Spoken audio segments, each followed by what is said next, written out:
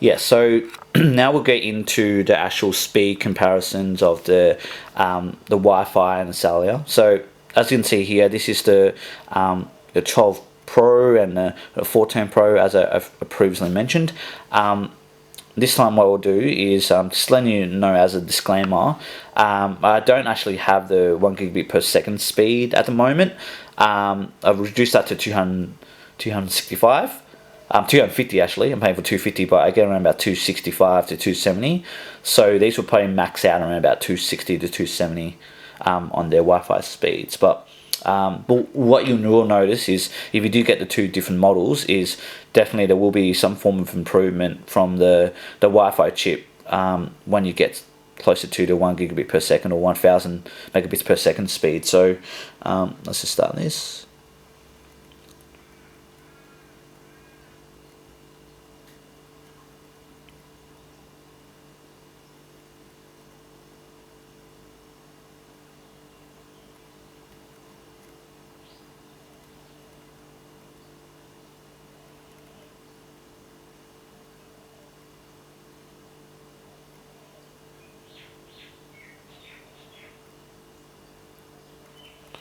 So yeah, as you can see there, it's pretty decent, decent actual speeds there. 271 by 24. For the 14 Pro, you'd expect pretty much similar, because it's rich to the Mac at the top. And like I was saying, you will notice probably only the real difference in maybe once you get to the probably over anything over probably about 500-600 megabits per second. That's when like general normal Wi-Fi 6 maybe cuts out. That's when you probably need to start getting Wi-Fi 5. Sorry, Wi-Fi 6 will really start kicking in probably post like anywhere between post 580-600. So you can't see that, but let me just turn off Wi-Fi and show you the cellular. So this is going comparison in Telstra's 5G network. So the 5G tower where we are is pretty close to us. So you this is probably the max you'll get, unless we do get millimeter waves where we are. But pretty much this will be, in theory, probably the max you will get.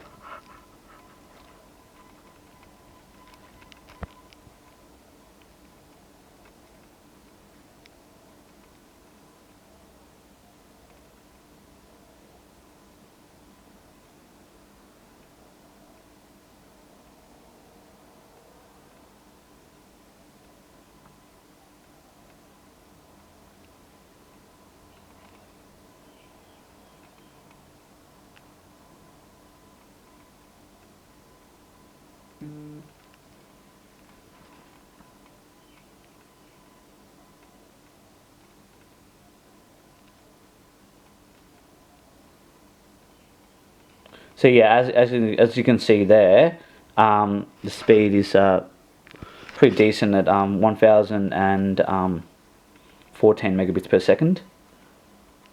So it's pretty good there. Let's have a look at this speed here.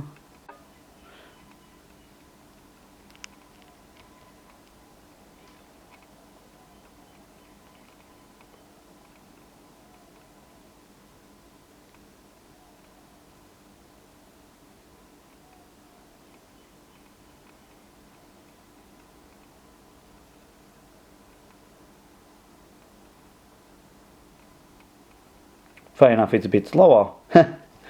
and that's just like on odd occasion it can do that, depends on the server. So I don't think that's like in hindsight exactly what the speed is. It's just sometimes the server can be a bit slower on some occasions. So that might have been because it was a different server. Let me try the same server.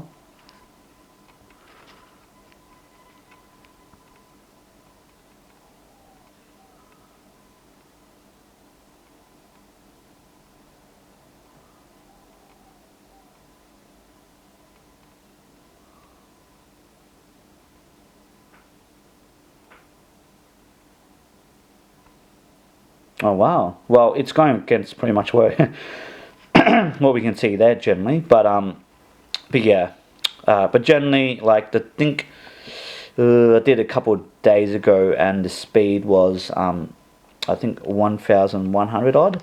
So it's probably not a true comparison of that. So just show you comparison between the speeds. So yeah, so that top speed that you see here. Let me just quickly zoom that in. This one was from the 14 Pro, while generally I'll normally max out around about here for the 12 Pro. So it's a bit of an improvement. So we weren't able to really see the true demonstration between two, but they are pretty closely matched in that department in the 5G. But yeah, you will get a slight speed improvement from the like a cellular in that aspect. So onto the Geek benchmark. I've already done pretty much comparison between these two, and the CPU score you're gonna get. Let me have a look if this is the right one. Yeah, this is the 12 Pro. Single core comes at 1,592, multi-core is about 4,000. While this one,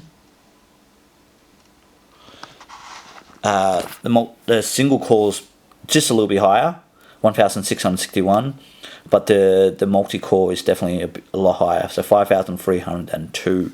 And the big stark contrast difference is, yes, the Bionic chip is definitely better. They both have 6 cores, but I think the biggest difference you also know is the base frequency as well is a bit higher too, and also I think the DDR RAM is a DDR5 compared to a different, I think, DDR3 or 4 in the previous one. So you would definitely notice a difference in that sense. So yeah, so that's my video for today, and hope that kind of helps you. It's not a massive improvement, but I think from my aspect, looking at it from face value, like I think the combination of the screen and the camera and everything like that, I think it's a pretty big jump from what I previously had. But completely up to you guys what you guys want to do with your phones. Thanks.